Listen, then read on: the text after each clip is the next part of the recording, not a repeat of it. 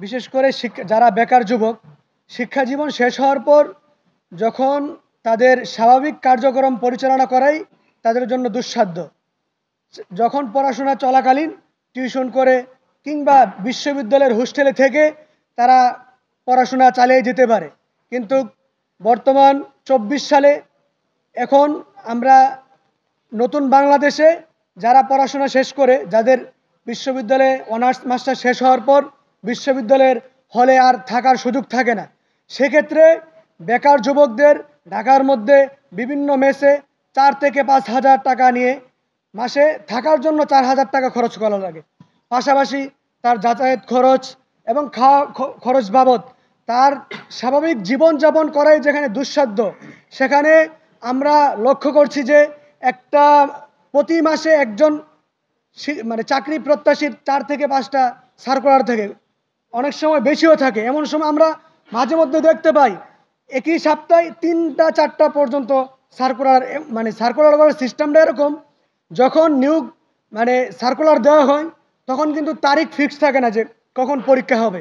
তো বিভিন্ন সময় যারা চাকরি প্রত্যাশী ওনারা আবেদন করে, পরবর্তীতে দেখা যায় একই দিনে ২ থেকে ৩টা পরীক্ষা হয়। তো একই সেক্ষেত্রে দেখা যায় একজন শিক্ষার্থীর ৩ থেকে ৪,০০০ টাকা শুধু আবেদন বাবদ চলে যায়। তো তার যে স্বাভাবিক জীবনযাপন, সেখানে তার জীবনযাপন করতে ব্যত্যয় ঘটে।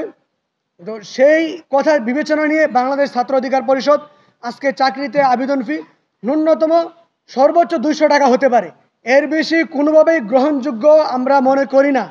তো বাংলাদেশ বর্তমান যারা সরকার, আমরা তাদের উপর আস্থা আছে, আমরা বিশ্বাস করি শিক্ষার্থীরাই তাদেরকে সেখানে বসিয়েছে।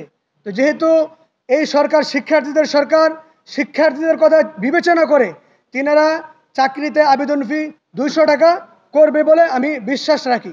এবং পাশাপাশি আমরা যেহেতু বিশ্ববিদ্যালয় নিয়ে কাজ করি, আমরা বিশ্ববিদ্যালয়গুলোতেও বলতে চাই আপনারা অ্যাডমিশন ফি ১ থেকে ১,৫০০ পর্যন্ত নিয়ে থাকেন। আমরা বাংলাদেশ ছাত্র অধিকার পরিষদ ঢাকা বিশ্ববিদ্যালয় থেকে বলতে চাই, ঢাকা বিশ্ববিদ্যালয় সহ গুচ্ছ ভর্তি এবং জাহাঙ্গীরনগর, রাজশাহী, চট্টগ্রাম আপনারা আবেদন ফি সর্বোচ্চ সেখানেও কীভাবে কমায় নিয়ে আনা যায় আপনারা চেষ্টা করবেন। আমরা জানি ঢাকা বিশ্ববিদ্যালয়ে হাজার কোটি টাকার মতো বাজেট দেওয়া হয়, তারপরেও কেন আপনাদেরকে ১,০০০-এর বেশি টাকা নিয়ে আবেদন ফি নেওয়া লাগবে? আপনাদেরকে বিশেষ করে অ্যাডমিশন ফি কমায় আনতে হবে।